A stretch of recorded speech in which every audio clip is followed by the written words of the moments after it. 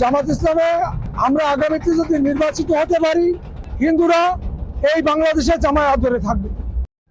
খুলনায় 1,90,000 মনোনীত প্রার্থী দাঁড়িপাল্লার কৃষ্ণনন্দী। সেই হিসাবে আমি সংসদে যেতে পারলে 2.5 কোটি হিন্দুদের কথা বলবো, হিন্দুদের নিরাপত্তা নিশ্চিত করব, তাই আমি এখানে প্রার্থী হয়েছি।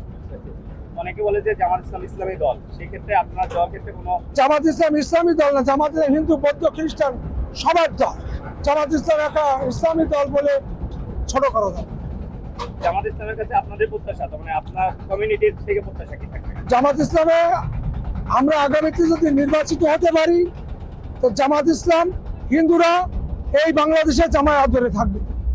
আপনার আসনে যারা ভোটার আছে তাদের উদ্দেশ্যে কি বলবেন? আমার আসনে যারা ভোটার আছে, এই যে হিন্দু ভোটার যারা আছে, তাদের নিরাপত্তার অভাব আছে, তাদের চাঁদাবাজিতে অতিষ্ঠ করে ফেলেছে, চাঁদাবাজিতে হিন্দুদের অতিষ্ঠ করে ফেলেছে। এই চাঁদাবাজির জবাব 12 ফেব্রুয়ারি চাঁদাবাজির জবাব দেবে হিন্দুরা। আর আমি এই হিন্দুদের নিশ্চিত নিরাপত্তা দেবো, আমার বুকের মধ্যে আমি ধরে রাখবো এই হিন্দুদের, তাদের কোনো ক্ষয়ক্ষতি না হয়। আরেকটা বিষয় যে আমরা বিভিন্ন জায়গায় দেখে ফেলেছি, যেহেতু আপনি জামাত মনোনীত একজন প্রার্থী, বিভিন্ন জায়গায় দেখে ফেলে আমরা দেখেছি যে দাঁড়িপাল্লার পক্ষে যারা ভোট চাচ্ছেন, বিশেষ করে নারীরা, তাদের উপরে অনেক জায়গায় হামলা হচ্ছে, হয়রানি করা হচ্ছে, হেনস্থা করা হচ্ছে। বিষয়টিকে আপনি কিভাবে বলবেন? এটা হামলা করলে যারা হামলা করতেছে তাদের উদ্দেশ্যে বলতে চাই, ওই আপনারা যে হামলা করতেছেন দাঁড়িপাল্লার পক্ষের লোক, মেয়েরা যাচ্ছে, এটা যে হামলা করেন, এটা আপনাদের ঠিক হবে না।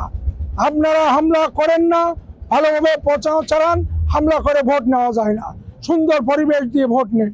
সারা দেশে যারা হিন্দু ধর্মাবলম্বী আছে তাদের জন্য কোনো মেসেজ আছে কিনা? সারা দেশে যারা হিন্দু আছে, 2.5 কোটি হিন্দু বৌদ্ধ খ্রিস্টান 2.5 কোটি বাংলাদেশে আছে, তাদের সংসদে কথা বলবো, তাদের সুরক্ষা রাখার ব্যবস্থা করব। এই জন্য আমি জামাতের মনোনীত প্রার্থী।